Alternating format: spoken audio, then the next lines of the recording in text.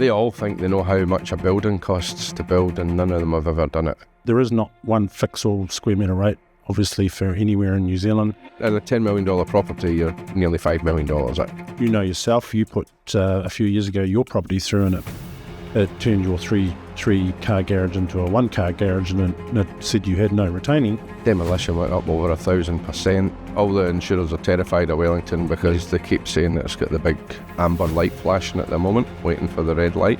Get a rebuild valuation from us. Don't think about it, don't worry about it. For the cost of it, it's not worth guessing what it is.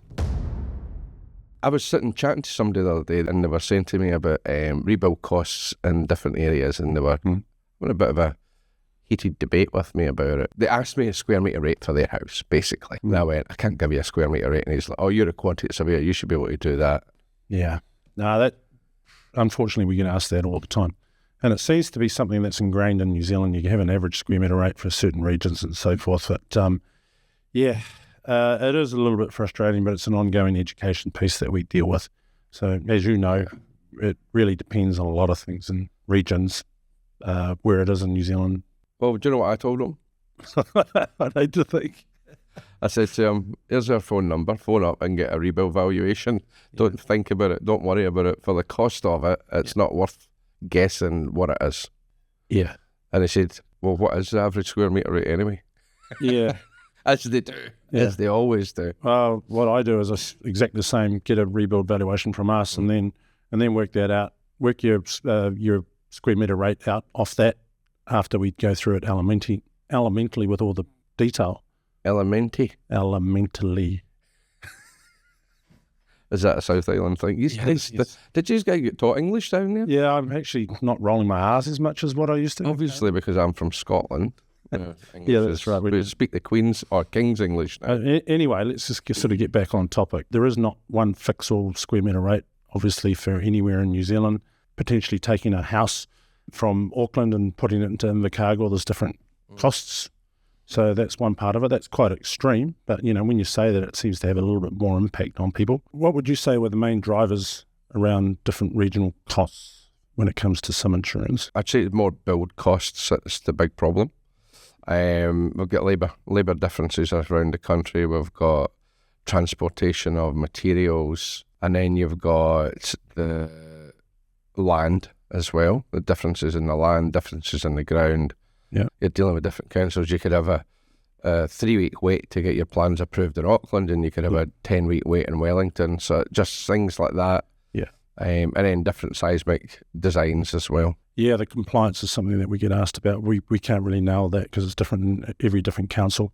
You can wait for ages to get something through in Auckland, but it can be a lot quicker in some of the regional areas. What do you think causes that? Probably historic events.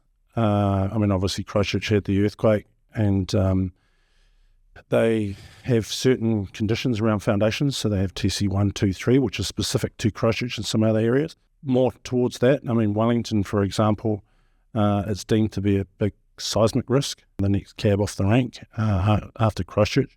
All the insurers are terrified of Wellington because they keep saying that it's got the big amber light flashing at the moment, waiting for the red light. And a flashing red light, as we know, is just it's going to go red. And a lot of them pulled out of there at one point and then went back in. I know for a fact when one of my friends was in the big earthquake, the big one, the September one in Christchurch, the 7.8, and in the September 2010, he woke up in the morning and went, oh my God, if this is as, I wonder what Wellington's going to be like, because everybody's just so focused on it. And it wasn't. That was in Christchurch. Yeah. So everybody's so focused on Wellington that we have earthquakes and we have incidents other places, but everybody goes back to Wellington because it's on that major fault line. That's right. They were sort of expecting it in Wellington, weren't they? And in Christchurch, unfortunately, they didn't have a disaster plan organised in Christchurch. So as you know, because you were there, all of a sudden demolition became a big factor as well. So that's another extra cost. Yeah, that demolition thing down there was ridiculous. And I blame all of us as an industry for that, because all of us wanted to take down or demolish our clients' buildings, and they didn't need demolished at that point, which made a huge demand on demolition. We didn't have enough demolition contractors in the country to do it. Demolition went up over 1,000%. That's right. So there was no reason for it to happen all at once. It could have actually been systematically done. Correct. And the insurance company could have negotiated with the demolition contractors. And we've learnt the lessons from that. So they've actually put... I hope we've learned the lessons from that. I sort of went down a rabbit hole, came back to the office and then did some research on it and realised there's some really robust plans in place. And they've identified areas of where to dump, and they've got different scenarios, and they've actually got strategies around it. So you're right. We've got plans regionally, but not nationally as one. So, but we're in a lot better space than we were. When I get asked that question and I say, how many buildings are we going to demolish? Are we going to demolish 1,000 at once? So then we're going to fly. Would you want us to pay for stuff to fly into the country? What thumb do you want me to suck and put in the air? That's right. Yeah. Because we just don't know. No, we can't answer that question. No. Why do you think the insurance industry, or not the industry, but they do, outside of that, people guess what the rebuild valuations are, but something that's so valuable, why do you think they insist on doing it? I'm going to go back to Christchurch again, because after the earthquakes, they decided to come up with a square metre rate, default sum. Yep. And I think, correct me if I'm wrong, I think it was about $2,000 a square metre. $1,500. Was it $1,500, which was woefully inadequate. Yeah. So they've been in that mindset for quite some time. When it comes to guessing, I think their attitude is they'd rather have something than nothing. And I think I don't know, I can't really talk on their behalf, but I think they'd rather have just something than nothing and people not insuring. I mean, what do you think? I mean, there's so many different answers to that. Yeah, I think that sounds about right. I mean, yes, definitely have to have something. Something's better than nothing. Yeah. But push for the accuracy, which means that they can buy the reinsurance cheaper, that they've actually got more accuracy and more numbers around it. For the value of the insurance industry in New Zealand, because we're very highly insured in New Zealand as a country compared to others, get it accurate and actually make it cheaper for the people that are buying it. The more accuracy we can have in that insurance, the cheaper it is to buy for them. And most of the insurance brokers we're dealing with are telling people to get rebuild valuations, encourage people to use us. So what does our tool, the C3IQ, when the guys are using it on site, what does that do that is better than an online calculator? Well, currently at the moment, we obviously go to site. So we actually are taking the information of everybody's individual house. We deal with all the elements. So we've got costs of different elements. So in a way, it gives them a breakdown of not just the rebuild cost, but it gives them a breakdown of what that's made up of, specific to their house. I was going to ask that for the listeners. Do you want to explain what an element is? Well, in context, basically a house is made up of concrete, steel, wood.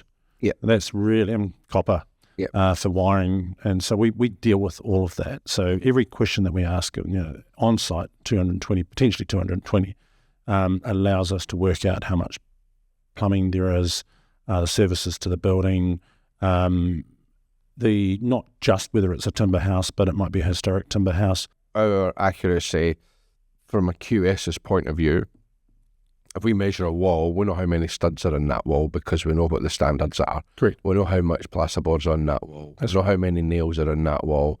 We know how much skirting's on that wall because the standard's there. Yeah. We know everything that's in that wall because that's what we don't need to see inside it. We don't need to. We just need the length of the wall.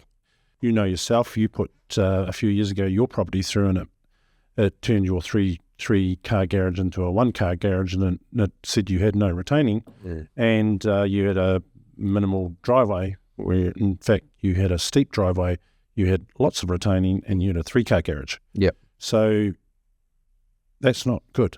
That's not even averaging. Yeah. And it depends on third-party input as well. So, you might have somebody who's not really, doesn't understand their property, and they're putting the information, they're feeding that information into the calculator, and they can manipulate it. And essentially, if they see a number that comes out and go, oh, shit, I don't want to pay that, I'll just start taking stuff out of it. So do you think that insurers and brokers should be pushing for regionalised accuracy on rebuild valuations instead of using... Because if I use a calculator here in Auckland, and we've got a national average. That's what it uses, your average rates. Which you think the insurers and brokers should be pushing for accurate valuations? Well, they should be, because it's covering your house or your home. You can't work on averages, and that's what we go for, is accuracy. What is expected from a QS practice, and what have we found in the calculators? How accurate are they? Good question. The RICS, the Royal Institute of Chartered Surveyors, set out that we have to be within plus or minus 10%. We've set our own standard at plus and minus 5%, which we hit. It's been checked. So the online calculators are probably sitting about, they used to be a lot better than they are.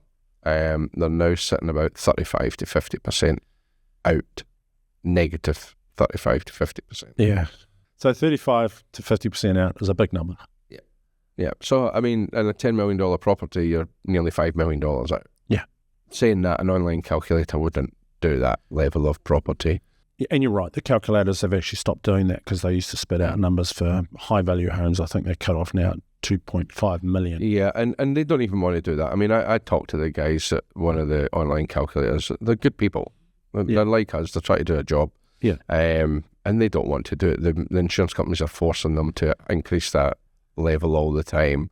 On speaking to them off the record, they're telling us that their calculators are good for up to about $1 million, $1.5 million maximum. Yeah, I agree, because I was thinking while you were talking, not that I was bored, but if they're setting the target at 2.5 million and they're potentially 50% out, then essentially that's more of a closer to a $5 million property. Yeah. And if the shut-off is 2.5 and set by them, it doesn't work. Let's be honest.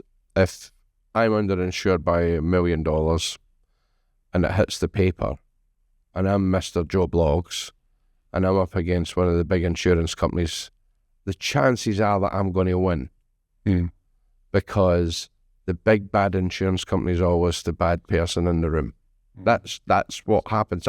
They hit the front page of the paper. Yeah. They get told, everybody backs Joe Blogs. They don't back the big bad capitalist insurance company. Yeah, because that's what they think. Yeah.